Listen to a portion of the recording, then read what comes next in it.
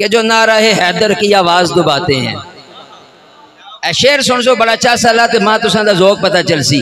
हाँ, जो नाराए हैदर की आवाज दबाते हैं क़िबला कारी साहब, दरअसल वो अपने घराने के कुछ राज छुपाते हैं। एवं नहीं यार, एवं नहीं, जरा ऊंची जरा हो, सुभान अल्लाह। हाँ, जो नाराए हैदर की आवाज दबाते हैं, दरअसल वो अपने घराने के कुछ राज छुपाते हैं।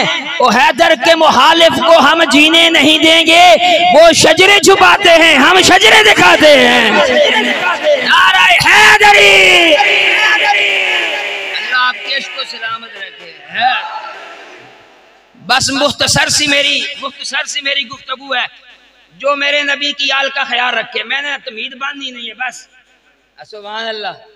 जो नाराए हैदर की आवाज दबाते हैं, दरअसल वो अपने घराने के कुछ राज छुपाते हैं। ओ हैदर के मुखालिफ को हम जीने नहीं देंगे, वो शजरे छुपाते हैं, हम शजरे दिखाते हैं। नाराए हैदरी।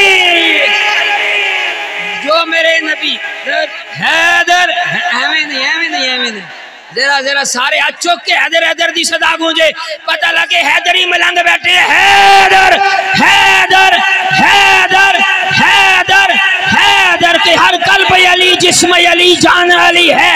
मुझ पे सरो सामान का सामान अली है।